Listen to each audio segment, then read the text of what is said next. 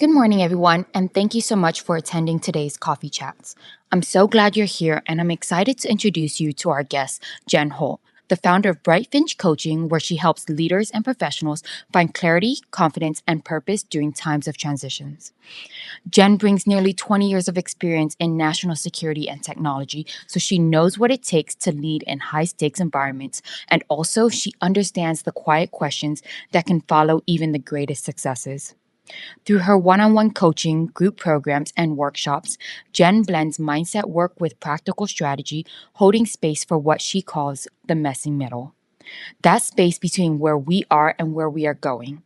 Her work helps clients step into their next chapter with authenticity and intention. Please join me in welcoming Jen Holt. Hi guys, good morning. So glad to have you here today with us. And I want you to really pat yourself on the back for showing up this Friday morning for this coffee chat because I think it's a really important topic that we as, you know, working women professionals need to be aware of.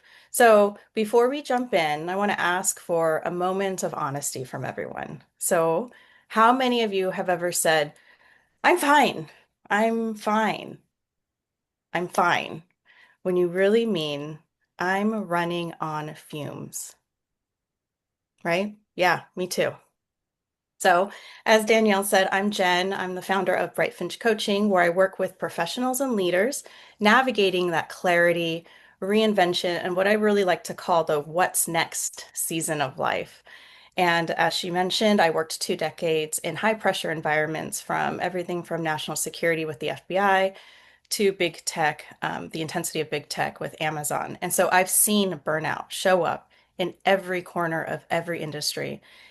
And it doesn't always look like collapse. In fact, it can look like competence and high performance. And it's often worn as a badge of honor. So, it's tough. However, that constant output doesn't always equate progress, which is important to remember. And this realization really helped me change how I lead, live, and coach. So, when I'm talking to you this morning, I'm not speaking from theory, but lived experience, both professional and personal. And it's not about guilt or shame, it's about awareness and agency. So, today we're going beyond burnout. We're going to unpack what's really behind it, how to recognize the early warning signs, and how to build a mindset that sustains success without draining your soul. We're going to look at what burnout really is, walk through the burnout cycle, and explore how you can create a culture of sustainability for yourself and the environments that you touch every day. My goal for you today is simple, that you leave with a new way of seeing your own patterns and at least one practical shift you can make this week to protect your energy and reclaim your future. Okay? So, again, another moment of honesty. How many of you would say that you have felt some level of burnout in the past year? Yeah, me too. So we're in good company. So let's talk about why. Next slide, please. So, in fast paced, high responsibility roles, stress becomes background noise. It's just assumed. You might be performing really well, showing up every day, and even being praised for handling so much. But that constant output without recovery is like running your phone on 1% batteries. It works until it doesn't. Burnout rates across the board are staggering. Over 50% in healthcare, 40% in IT and HR. But what those numbers don't capture are the emotional costs. And people feel like they describe feeling like they're watching their own life on mute when they're experiencing extreme levels of burnout. And then there's a whole other layer that we're going to talk about today. It's that invisible labor that women carry, managing emotions in meetings, smoothing out conflict, remembering the birthdays, organizing the office get-togethers, all of that. It's all unpaid, unseen effort, energy spent. So I once coached a senior manager who realized she spent half of her meetings acting as a translator, an emotional translator, softening blunt messages, making sure no one took things personally. And she was being praised for her empathy, which is great, but it was draining her completely. And that's that invisible labor that we're talking about. And that cueing in and being aware of that is very important. So I want you to think of a moment recently where you felt responsible for keeping the peace when it wasn't in your job description. Okay. And really think about, what did that cost you in energy or focus, right? Next slide, please. And what is burnout? Burnout just isn't just being tired. So the World Health Organization defines it as a three-part scenario. So there's the exhaustion, where you're experiencing emotional and physical depletion. You cannot recharge even with rest. There's also the cynicism or detachment, when you stop caring about the things that once mattered to you. And then you have reduced effectiveness. When you're doing more, your wheels are spinning, you're churning, churning, churning, but you're feeling less effective. You're not going anywhere. And this is important. Burnout is chronic, unrelieved stress. Stress by itself can be a motivating factor. It's what gets us out of bed. But without recovery, stress becomes corrosive. And so physiologically, your brain actually changes under burnout. That prefrontal cortex, who's responsible for focus and emotional regulation, it goes offline when you're experiencing burnout. And the amygdala, your fear center, that lizard brain takes over. And you start making reactive decisions instead of intentional ones. And that's why you feel like you're losing control. Okay. So, looking at this Venn diagram, does one of these dimensions resonate with you more than the other? Exhaustion, cynicism, or feeling effective? Just a quick check within yourself. Right, cynicism and detachment, exhaustion. Yeah, okay. Next slide, please. So, what does it feel like? You might notice that you're feeling less patient, that you're more forgetful. Maybe you're reading that same paragraph like 3 or 4 times and it's just not hitting. You're like, I know how to read. Why am I not getting this? Maybe you're snapping at small things that normally wouldn't bug you. Your body's also keeping score. Those headaches, the gut issues, the tight shoulders. I carry everything in my shoulders and neck. Disrupted sleep cycles. And you might start to dread those email notifications. Okay. I remember when I was in an extreme burnout state, there was a certain chime that my emails made, and I would literally feel a punch in the gut every time I heard that chime. It was like, Pavlov's theory in action there. So the tricky part is that burnout often masquerades as success. You're productive, you're organized, even admired, while you're slowly depleting your reserves. So one client told me once, like, how she handled it was like, I just kept telling myself, once this project is done, I'll rest, right? It's that light at the end of the tunnel. I'll rest when. I'll rest when. But those projects, they don't stop. They never stop. Burnout thrives in that kind of just after this deadline mindset. Okay. So if you're comfortable, what's one subtle sign that tells you that you're heading towards burnout? It could be physical or emotional. For me, it was that gut, that feeling in my belly every time I heard that ding. I knew that something was not aligned with how I wanted to live. For me, it's that I don't want to do anything anymore. So Mm, I just don't. I'm exhausted, but I'm just disconnected from the work.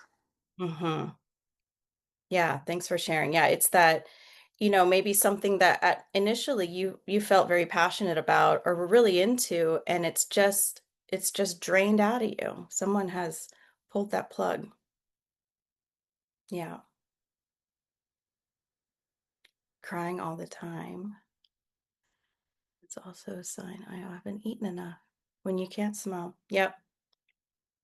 Sunday scaries, Wednesday. Yes, the Sunday scaries is a big thing, right? And so when the Sunday scaries start showing up on Wednesday or Thursday, there's the problem. That's a signal, right? I just stop. Lose all motivation. Yeah, that's that detachment. It's like I don't even know where I can, you're climbing the face of a mountain and there's no foothold, right? I don't know where to even begin. Okay. So next slide, please. So this is what I like to call that burnout cycle. And most high achievers like yourselves are somewhere on this loop. And it's a loop. So you're going to end up back there. Maybe it starts with the overcommitment, right? Saying yes because I want to be helpful. I want to be seen as capable, indispensable, especially in today's working environment, right? So we overcommit. And so that forces us into overworking a little bit, maybe working past 9 p.m., working on the weekends. Then we start to feel overwhelmed by that. Like, I didn't get a weekend because I was working, because I had to, because I overcommitted. And then we start that withdrawal, that disconnection we're talking about, where you're like, whoa, whoa, whoa, this is too much. I'm just going to shut down. And then what happens when we do that? "Ah, I can't believe I didn't do that." Or I can't believe I don't care about this. I should care about this. And then that guilt drives us to overcommitting again. So can you see how easily this loop, we can just enter this loop and just get caught up in this cycle over and over? Yeah. And you don't need to fix it all today because that's overwhelming. Thinking about how do I fix it? The power is in seeing it, in awareness and acknowledgement. Like, okay, you know what? I'm detached from this because I'm overwhelmed. Okay. And then once you notice that pattern, you can interrupt it, exit that loop, take a breath. And we're going to talk about how we can do that. Next slide, please. So, this group, I love this group. Why are women program managers at risk, or women professionals in general? Why? I'll tell you why. We're managing in multiple directions, up to leadership, across to peers, down to teams, every which way, all around.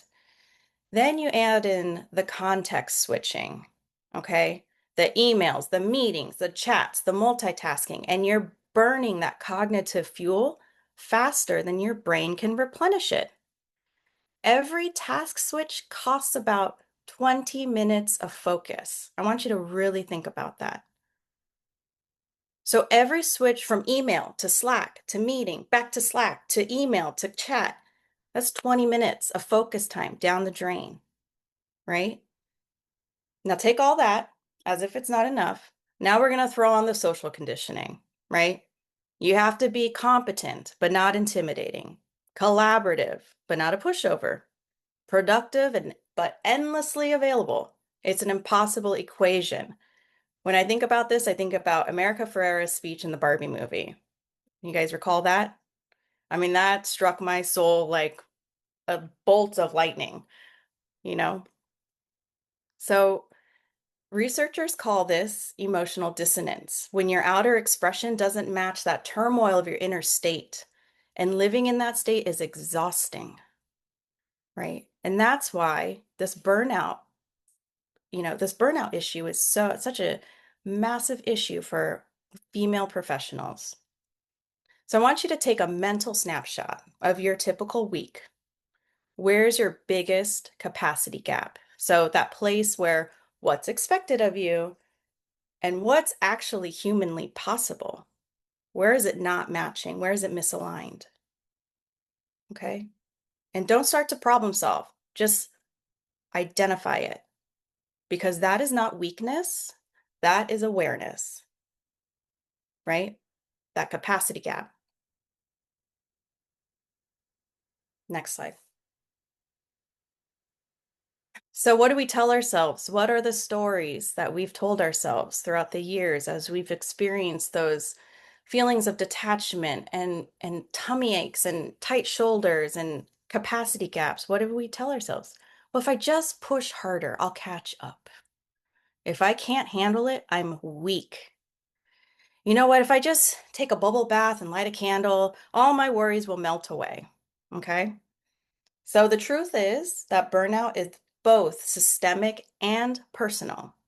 It's systemic because our workplaces reward overextension. It's that hustle culture, right? It's there. We can't deny it. So that person that answers the email at 10 p.m. is seen as dedicated. So I got to be that person.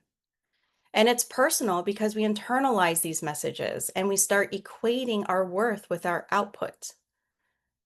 There's that concept called moral injury, that gap, another gap between what you believe is right and what you're forced to do. And for many professionals, burnout just isn't tiredness, it's that heartbreak of being unable to do your best work in a system that doesn't allow it. Because most of the time, we feel kind of out of control of that.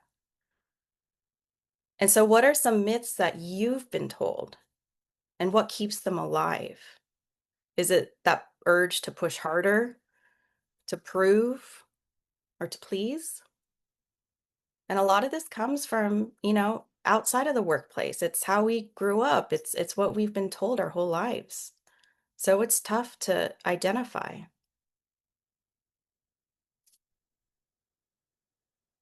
Next slide, please.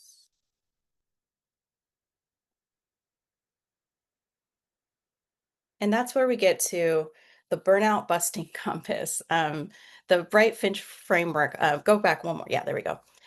This is where the framework comes in. And I'm working I've identified 4 pillars that provide a path for sustainable success. And that's clarity, boundaries, rest and renewal, and connection. And so think of these as flight instruments, right? That help keep you steady. You can't prevent the turbulence. It's coming, it's there, it happens. But what you can do is adjust these tools to help keep your wings level. And they're not super lofty. These are small daily practices that can be done on a micro level, even. So as I go through each pillar, I want you to notice which feels strongest for you, and which one might need more attention, because you might be like, hey, I've got an amazing support system. I'm good with connection, but you know what? I have a problem establishing boundaries.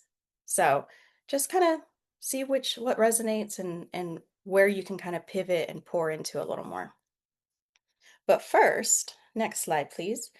I'd like to do an energy audit exercise, just real quick. I'll make it super practical. If you have a pen and paper, you can even just do this mentally if you want. Draw a quick cross. We're going to have across the top energizing and draining, work and life on the columns, and write maybe 1 or 2 things off the top of your head at work, something at work that energizes you, something that drains you. And then life, same thing, something that energizes, something that drains. Okay, I'll give you a minute.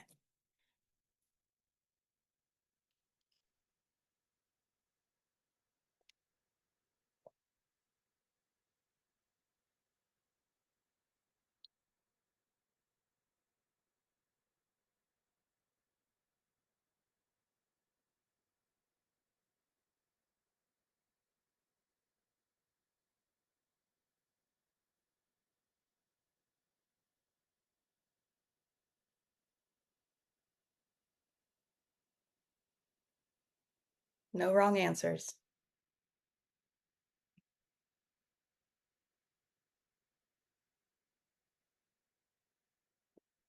Okay. So if you've got a couple things, I want you to look in that draining column in either work or life. I want you to circle one thing in that column that not maybe, that you can delegate, decline, or redesign this week. Okay. Identify it. That's all. Because those small shifts really matter.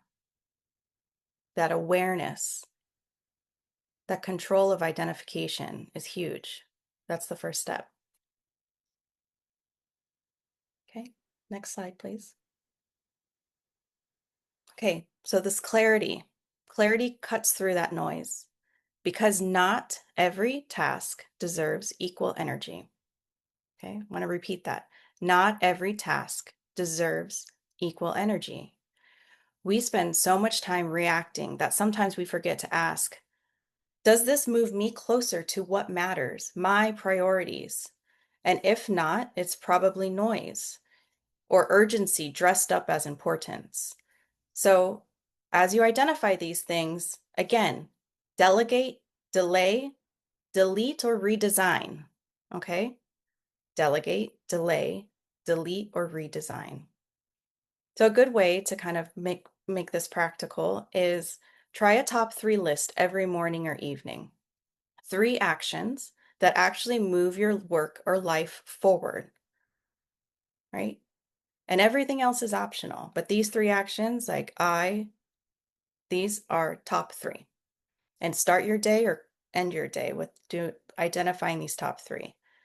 And then once a week, do a quick reset. Do the cross again. What drained me this week? What fueled me? What needs to shift next week? What can I delegate, delay, delete, or redesign to reduce that draining column? Just a quick audit. Do it every day if you need to. Shift it once a week. You'll be amazed at what a difference that can make. What is on your plate this week that's stealing time but not serving your real priorities or values? And that is the path to authenticity. I had a client who color coded her calendar, and I've kind of taken her tips. I'm like, oh my gosh, that's a great idea because you can what's amazing, it is a extremely helpful visual tool. What she did is she color coded very simply: green for meaningful, red for draining. And after a week, she looked at her calendar. It's all red, 80% red. Wow, that's awareness. That's that first step. And then from there, she started saying no. Started doing delegate, delay, delete, redesign. And she quickly felt more in control. Just that small audit of her calendar, visually looking at, what am I spending my time and energy on? Because we so easily give it away. We don't have awareness of how we're spending it. Because that ratio, you're not going to get rid of all the draining things, right? It's just not possible. But keeping an even ratio of meaningful and draining tasks through your day, your week, your month matters immensely. Keeping that balance with tasks that energize you, keep things sustainable, because that's what we're aiming for, sustainability. So, if you have like 80% red, let's work towards 60%, then 50%, right? Next slide, please. So boundaries. Boundaries aren't walls, okay? They're clarity in motion because we've done our energy audit. We know where the boundaries need to be drawn. And so we start to communicate things like, I sure can take that on, but this will have to shift. Or, okay, I receive your to-do list for me. Can we revisit priorities to see what's most critical? Articulating that. Setting these boundaries really protects your best energy. And what's also important as female professionals in the workplace, it models sustainability for others. And when it's done well, boundaries don't alienate, they actually build respect. So I want you to think of a recent time when you said yes, when you wanted to say no. Okay. I know there's a time because we do it all the time. How might you reframe that next time without the guilt? Just think about it. So I was working with a client and she told me that, in the course of doing her energy audits and starting to draw boundaries, she was the leader of a fairly large team, and she made it known to her team, like, hey, you know what? I no longer check my emails after 6 p.m. If it's urgent, text me. Okay. And within the week, her whole team followed suit. So she didn't just protect her time, she gave permission for others to do the same. And what's also an important takeaway is that then not everything becomes an emergency. I feel like when you're treating every email like it's an emergency, then nothing is an emergency, right? So when things need to rise to a level where someone needs to text her, she knows, all right, cool. Like this is an issue. I need to address this because someone texted me, so it must be important. Whereas if you're constantly getting hit up, it just becomes noise. So enforcing that boundary also protected her energy. It communicated to her team that it's okay for you to also do this. And it also cleared the way for the most important issues to rise and be quickly addressed. Okay, next slide, please. So I want you all to read this, I want this to become a mantra. Rest isn't a luxury. Rest is fuel, not a reward. It's not the reward for surviving the week. It's the fuel that keeps your brain sharp and your creativity alive and the foundation to showing up well. You cannot innovate, connect, or lead creatively or effectively from a depleted state. You might get away with it for a little bit, but eventually it won't work anymore. Reward is fuel. Rest is fuel, not reward. So, what can we do? You know, try building small rituals, a morning grounding, an evening shutdown, hobbies that remind you of who you are beyond your title at work. Non-work identities, very important. Non-work, non-home identities, super important for women. Who are you? What do you like to do? Invest in that. Embrace that. Your nervous system cycles between focus and recovery about every 90 minutes. So honor that by taking a short break instead of pushing through. Doesn't need to be long. The science shows that you'll produce more, not less, if you honor that need. It can be taking a couple deep breaths, standing up, stretching, making a cup of tea. You don't need a weekend getaway. That'll be nice. I'll take a weekend getaway. But that's not what we're talking here. We're talking about consistency and rhythm, micro rituals between tasks. Build those into your daily to-do list. Okay? So I want you to close your eyes for a second and think of one small practice that resets you. Anything. It could be walking outside. It could be journaling, listening to your favorite song, breathing with intent. Think about it. What brings you that exhale feeling? And what would it take to make that a daily non-negotiable? Would it take that much? Probably not. Will it make you a much more effective, balanced person? It sure will. Work it in there. And that's a green on your calendar. That's energizing, right? Identify and put it into action. Okay. Next slide, please.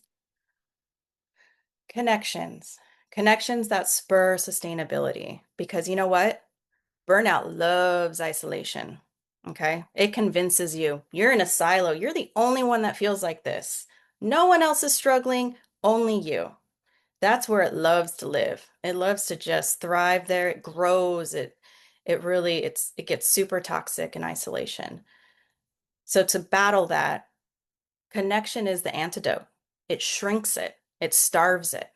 So we need those work allies that get it, the ones that you can hit up and go, gosh, can you believe this? Yeah. Water cooler culture is a thing because connection is so important in our lives. You also need those personal lifelines outside the job to keep you connected to your authentic self.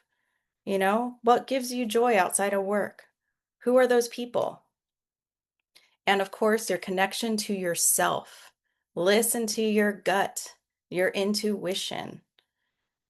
Don't let those myths overtake those stories we've been told overtake your actions.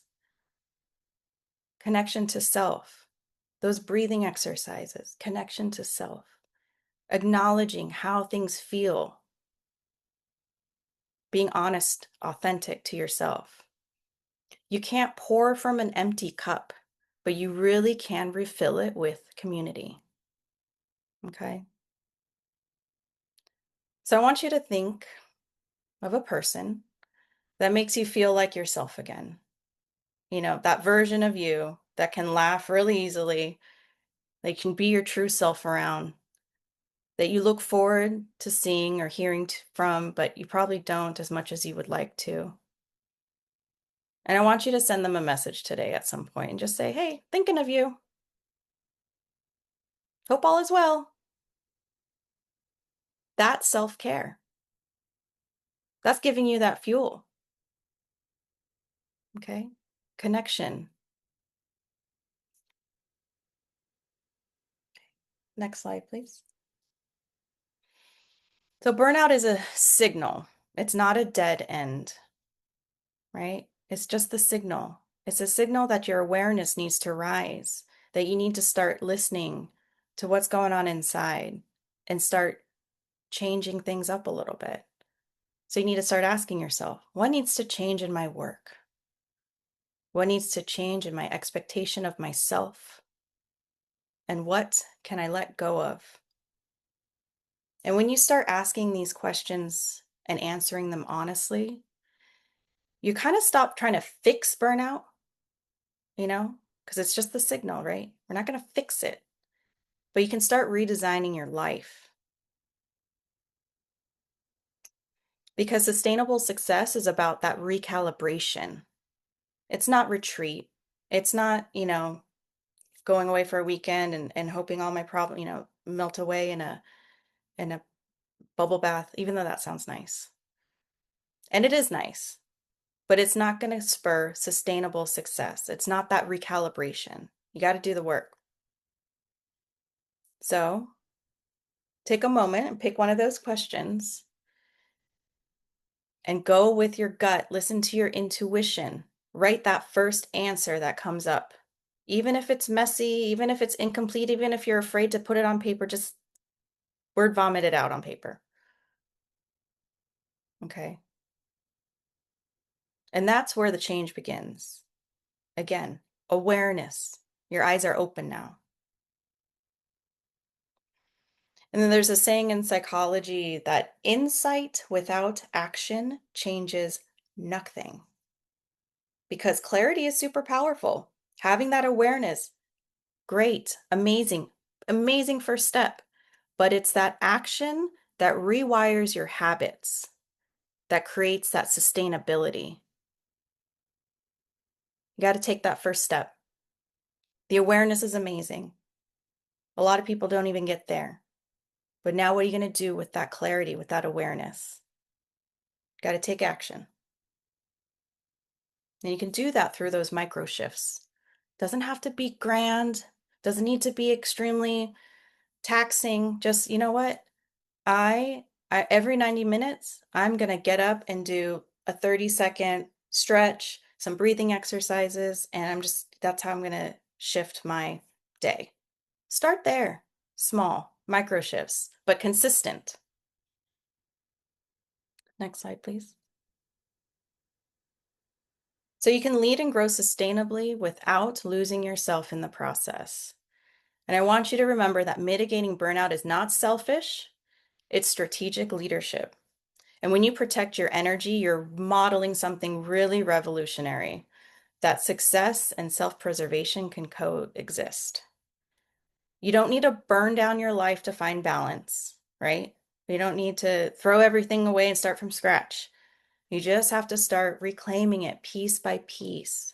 Clarity, identification, micro shifts, what is energizing me? What is not? You don't have to so if today sparked something for you, or if you want to explore this more deeply, I'd love to connect. My email's there. You can find me on LinkedIn. Um, and as you leave, I really want you to think about What is one thing you'll stop doing to protect your energy? And one thing that you'll start doing to nurture it. Okay. That's all I've got for you this morning. I would love to, I haven't gotten the chance to monitor chat very closely, so really want to converse and see, get people's thoughts, questions, concerns. So, Jen, I have three questions that were sent in. And so I'm just going to read them off. Uh, and then after the three present questions, we can open the floor for more questions. But the first one is, how do I stay authentic while riding through that messy middle? Yeah, that messy middle, right? And it's funny because seems to, the messy middle is is tough because it can happen at any stage and there can be multiple messy middles, right? And how do you stay authentic? And I think that has to do, that's that clarity piece, right? That's acknowledging and being aware of what is aligned with your values and your goals and what is not. And so being able to kind of push through and find ways that you can get the autonomy to for action aligned with those values keeps you authentic. So if you break it down like that, do an energy audit or you can do, it doesn't have to be energy if goals, anything. Do an audit, get that awareness, then identify the action steps. Yeah. The next question is, what recommendations do you have for the transition from burnout recovery mode to living life active again? Okay, great question. Living life active again. What does that mean to you? Right? Does that mean I get so much energy from being out in nature and looking at all the birds. Okay? Work that into your calendar. And then you'll see the shifts. Because if you that's that fuel piece. Work that in as fuel, not reward. Not if I finish this, then I'll go outside and look at the birds. No, work it in for 10 minutes in between on this break. I'm going to go outside and with my binoculars, I'm a birder. So, and I'm going to look at some birds and it's going to fill my cup and I'm going to get back in front of my laptop and I'm going to be more effective because I fueled myself. It's not a reward, it's fuel. I love that. I always do oh, I'll do it Yeah. after I'm done. And sometimes that after I'm done never happens. So great, great advice. And then though we got one through chat and it's what if you can't delegate it? Yeah, so that's valid. So sometimes there are things that surface that you can't delegate. So look at can you redesign it? Is there a way that you can um, put into effect your boundaries and redesign it through a discussion or, a negotiation of sorts to change it in a way that serves you better, right? Thank you so much for that. We will now open the floor for any additional questions or anything that you guys want to discuss at this time.